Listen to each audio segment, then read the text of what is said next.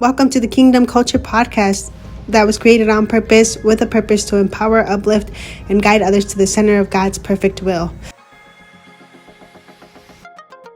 Kingdom Culture family, welcome back to the Kingdom Culture Podcast. I hope you guys are all having an amazing week.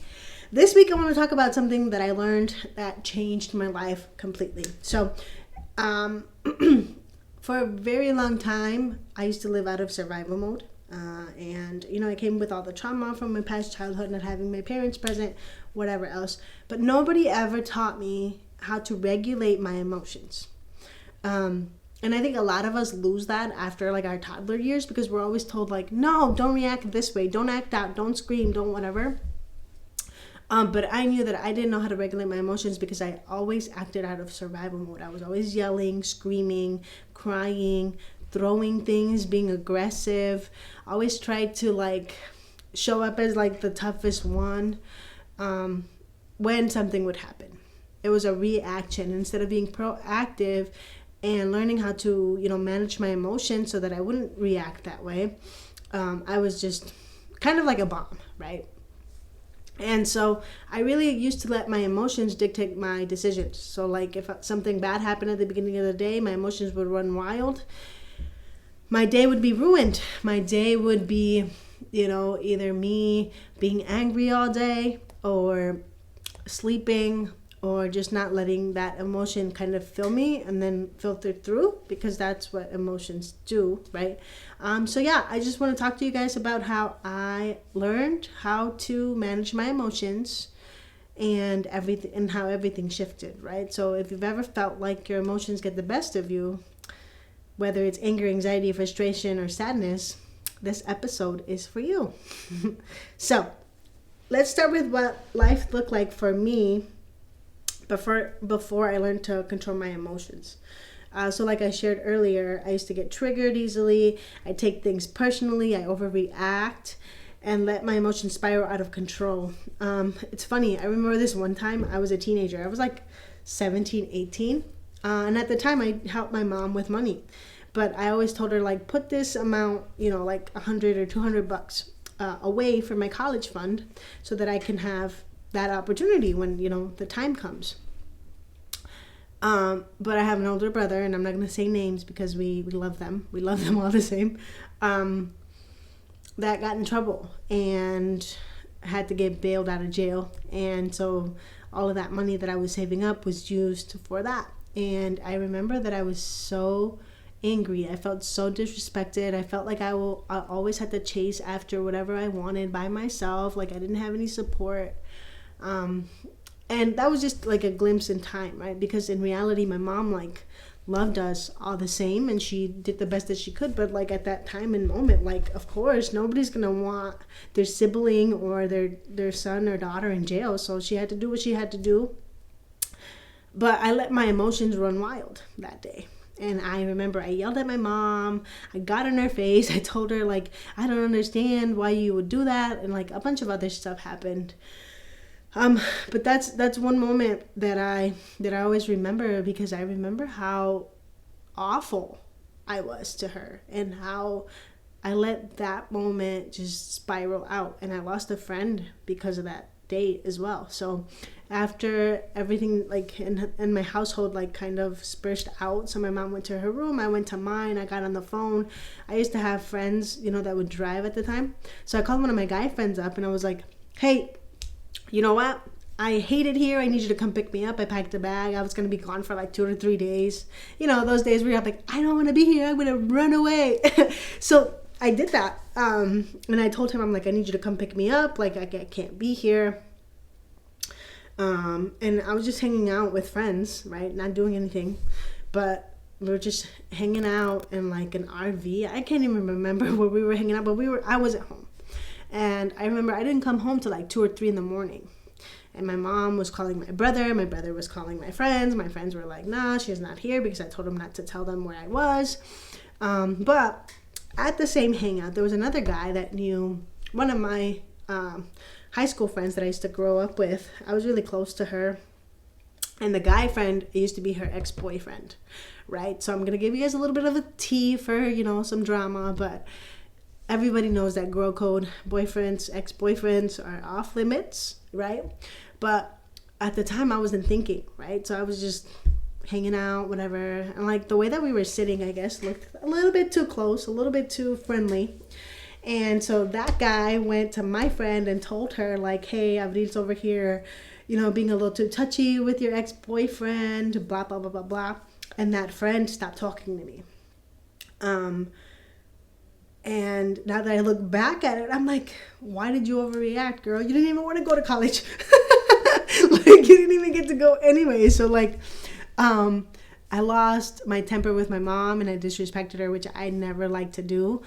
And I lost a really good friend that night. So, in reality, now that I look back and I'm growing and my mindset is changing, it's like, yeah, you know what? It sucked. But you also wouldn't have liked your brother to stay in that jail, right? So at the end of the day, you would have still did everything you could to get him out. So from that day forward, I always tried to keep myself calm. I remember a few more times that I've actually like stepped out of character at work, in my marriage, and it's good. It's good to realize when you get triggered. It's good to look back and say like, yep, I did that, but I want to grow and I want to be better, right?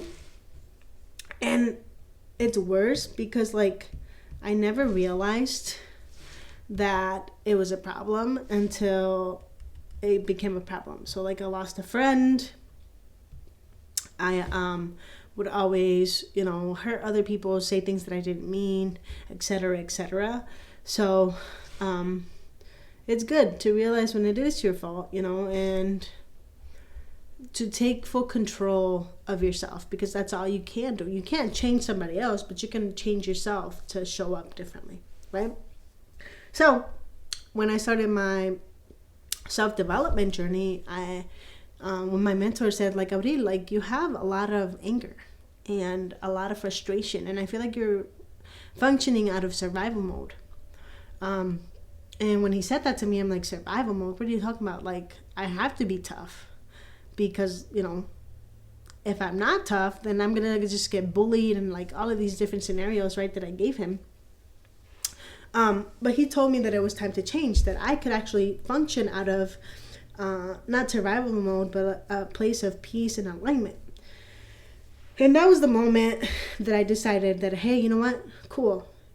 I want to live in peace. I want to live in joy. I want to live like off of the fruits of the Spirit. And it's been amazing. So I started to, learn about emotional regulation and not ignoring my emotions, not suppressing them, and not allowing myself to go numb or allow myself to get so busy that I'm not feeling the things. And it's been a game changer. So with that, let's talk about what I did to help me. What are the things that I took actions in so that I would be, regulating my emotions? So number one, as always, I tell you guys that faith and prayer are the things that changed my life. Number one, when I met Christ, everything just started to change. I started to become more aware of the things that were hurting me and how I was hurting other people. And I started to just be calm, collected, and allow myself to talk to God about everything that I've gone through my life. So instead of letting my emotions take over, I started praying and bringing them to God.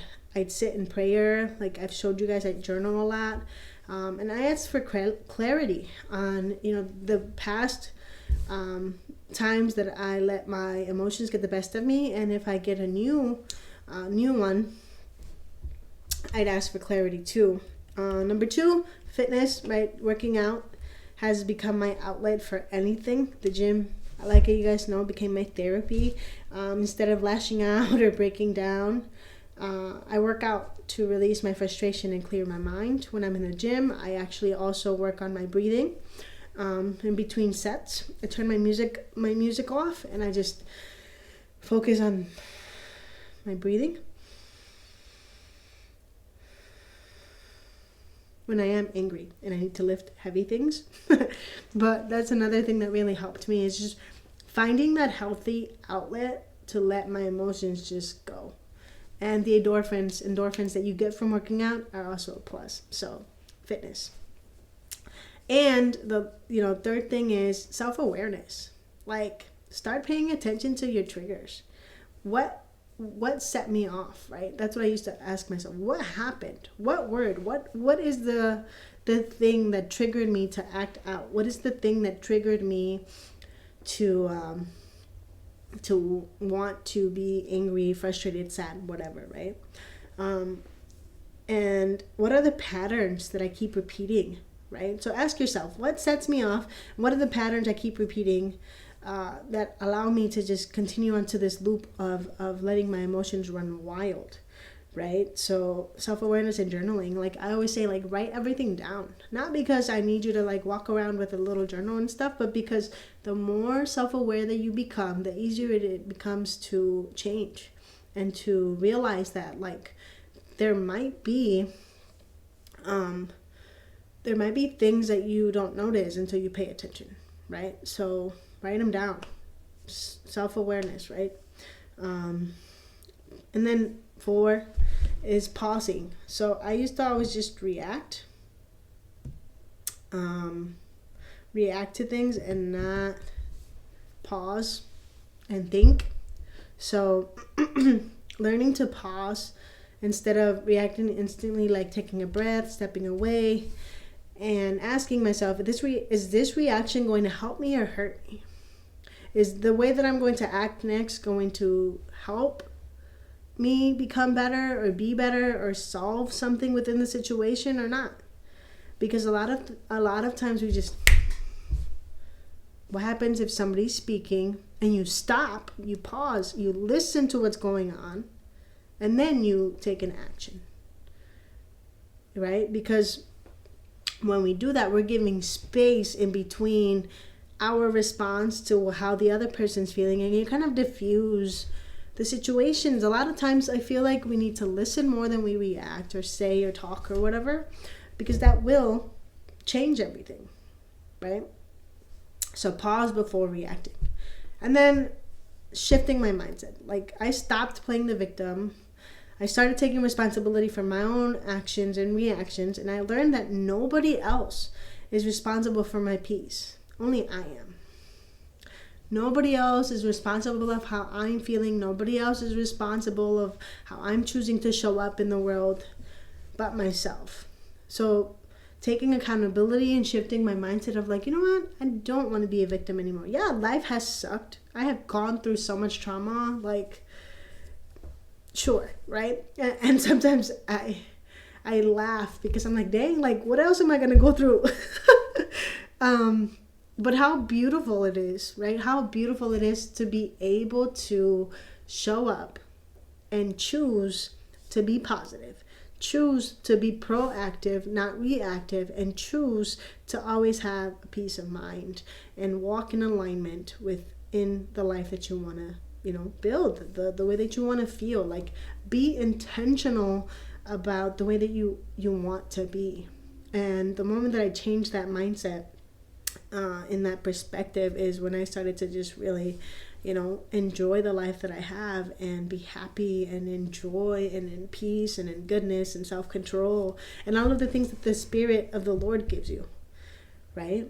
So once I started applying all of these things, everything changed, because, I started to be proactive and stop and pause. I wasn't reacting to everything out of anger or insecurity. My relationships improved. My business and personal growth took off because I wasn't letting emotions hold me back or dictate the way that I was going to show up for that day. I even became a better mom because I wasn't leading out of frustration or anger. I'm leading with patience and understanding, right?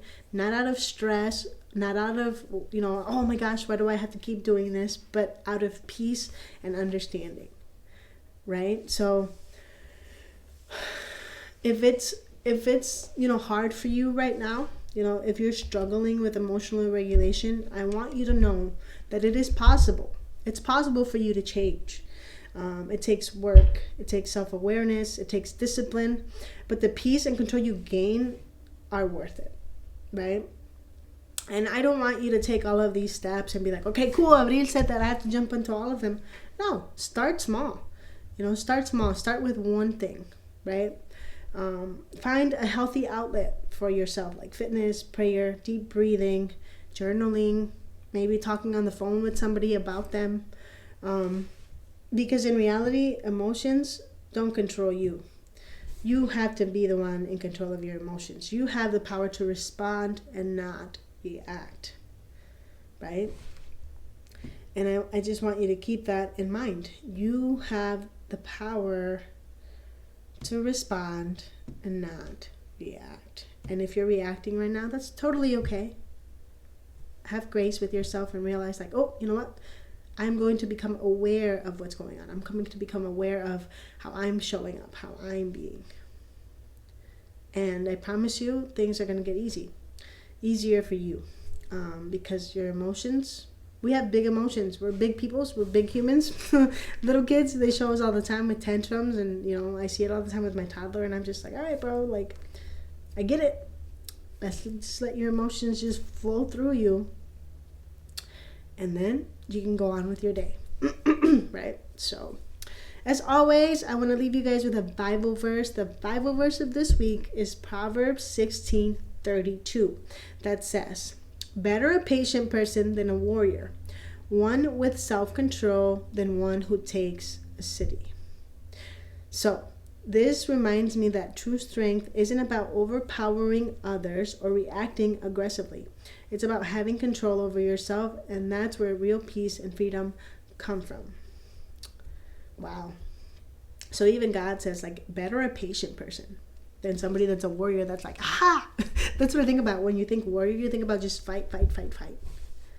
What if we're able to come to God and say, like, hey, I have troubles with this, but I'm going to choose to pause and not react. How beautiful it is for you to take care of yourself in ways that you've never done before, so that you don't have to worry about, how other emotions are going to control your life, right? So, thank you so much for tuning in today. If this episode resonated with you, let me know. Send me a DM. Share it with somebody who needs to hear it. Tag me on social media. And if you want to dive deeper into mindset and emotional growth, you already know I'm a mindset coach and fitness coach, and you know where to find me. I always leave all of the details in the description. Hit me up. I want to hear from you guys. I want to see, what's going on and how I can help you. But until next time, stay strong, stay grounded, keep growing. And remember that I love you, but that the Lord loves you more. Always, always, always. God bless.